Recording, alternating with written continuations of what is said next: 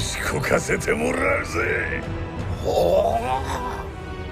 終わらせる気だ。 What's good? We got another video here. Since you enjoyed how to build the body like Baki video, I'm here for another Baki video, but this time we're going to be looking at how to build the demon back that's infamous along the Hanma bloodline. Basically, the demon back is a thing where the people from the Hanma bloodline flex their back in a certain way to make the face of a demon. This increases their attack potency, their endurance, their strength, all that good stuff. We're gonna go into it now. Unfortunately, these buffs aren't that translational into real life, because in real life, I'm sure because Baki's a bit extreme with the things that go on there, but in real life, this having a demon back won't make you this next different beast of caliber of fighter and stuff. But anyways, it still has its merits aesthetically, so if you want to actually look like that, carry on watching. There are three main factors that I would like to look at when it comes to demon back. Number one is definition, number one is thickness, and number three is width of the back. These are the main things that you want to kind of focus on.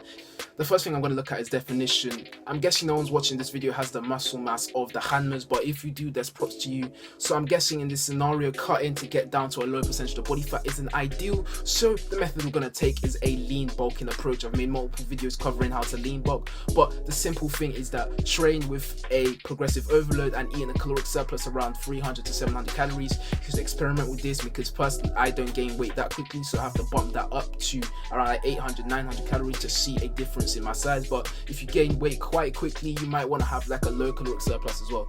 If you're at a high percentage of body fat, just start doing some cardio as well with your diet. Just keep your calories the same, because you also build muscle. You can build muscle in a deficit. It's not the best thing to do, but it can still happen if you're not comfortable with like getting kind of large and getting kind of fat. But yeah, man, that's the first part of it. I suggest doing this over a 6-month period and then cutting down afterwards, and you repeat this over like 1, 2 or even 3 years to actually see some significant progress. I said I'm showing you how to get the Baki Hanma type look, the Baki Hanma back, but I'm not saying it's going to be easy, of course, because he's literally been training since the age of 2 to become one of the best fighters, grapplers in the world. I don't think like some quick 5-week course is gonna get you the demon back. It's gonna be difficult, but I think you understand what you want to do before you watch this video. So yeah, man, the approach I personally like to use is bulk until like your visible abs fade, but that's just for me, because other people have different places where they store fat. So for example, some people don't store fat at their abs at all, so they could be like quite large everywhere else and then they'll still have a full 6-pack. So choose what method of like stopping your bulks works for you, because sometimes people may feel lethargic, they don't feel like they look good in their own skin. So find a method that makes sense for you and makes it more comfortable for you. But as I said, you have to repeat this bulking and cutting principle over multiple years. You can even increase the bulk to up to a year long and then use a cut for the next year, or even like a 3-month basis, then carry on bulking and cutting.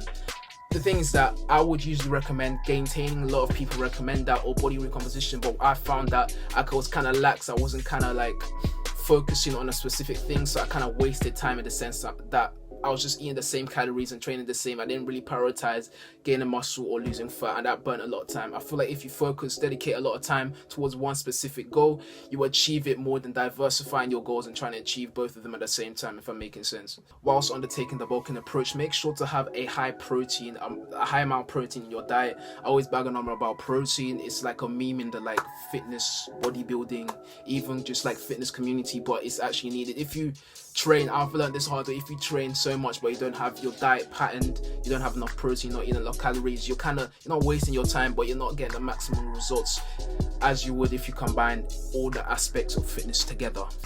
You feel that? Next, we got the specific exercise for training.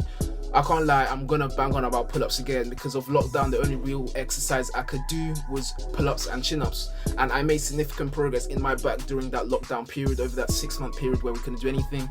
I felt like I made decent gains just from those 2 exercises, but from what I've heard people say, that people don't usually enjoy these kind of exercises. They get bored of pull-ups and chin-ups, so I'm gonna give you other different exercises that work the width and thickness of your back as well. The things I'm not gonna divide it up, because I feel like there's more exercises that work the width of your back than thickness. So I feel that having exercises that do both at the same time is more beneficial. You can pick out the exercises that I state now, because you find different ones enjoyable, but I'm just going to be trying to help you with your back building thing.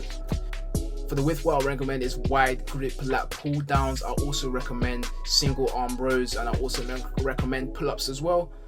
Another exercise I recommend for width is inverted rows. So this can be used if you don't have equipment, because it just needs a bar and you can just row on the bar normally. The only exercise I've really found that kind of helps with thickness is wide grips. God damn it, man. The only exercise I've found that really works on your width is wide grip cable rows. I've done this quite a few times and I've kind of done a bit of research, but these kind of work the thickness of your back a lot more. The things that thickness of your back kind of helps with loads of things as well. For example, squat, because it gives you that kind of foundation to put the bar on. It makes it easier for you to squat. But yeah, having the thicker back is just helpful in every single scenario. I can't speak today, I don't know what's going on, but yeah, those are the things that work out the width of the back and the thickness of the back. Next, I'm going to go into things that work them out evenly. These are the ones that I'd recommend because it's easier to just put these in your workout routine, and then you're working equally both the thickness and the width of your back. So the first one is the neutral grip when doing pendulum rows. These are things I kind of use before my deadlifts as well, because it just helps warm up my deadlifts. It helps me with that rowing motion, helps me with that pulling, that deadlift motion. If you want to know how to improve your deadlifts, I literally made a video on that like yesterday. And actually not yesterday, a few days ago. Check that one out afterwards.